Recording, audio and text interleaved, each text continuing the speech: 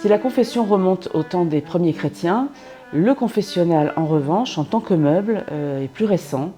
Il serait apparu au XVIe siècle. Le premier dispositif consistait en une plaque de métal ou de bois troué.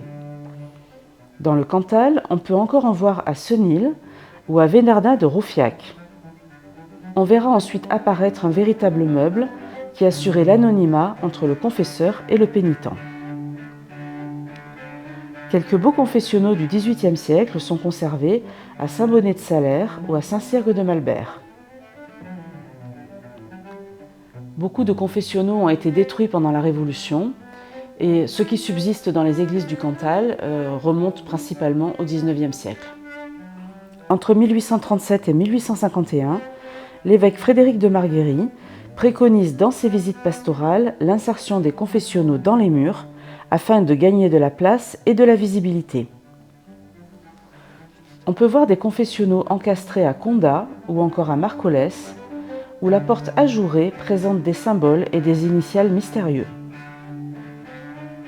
Tout au long du XIXe siècle s'impose l'idée que le mobilier doit s'intégrer au style de l'édifice. Et dans un certain nombre de cas, le confessionnal va rester un meuble rustique sans style défini. C'est le cas à Saint-Sentin-de-Morse où l'artisan a conçu un meuble simple, orné de motifs d'art populaire. Plusieurs dynasties d'artisans vont produire des confessionnaux pour les églises du Cantal, dans la plupart des cas dans le style néo-gothique. À Bassignac, plus original, c'est le curé, l'abbé Coste, sculpteur à 16 heures, qui réalise vers 1850 un beau confessionnal en chêne.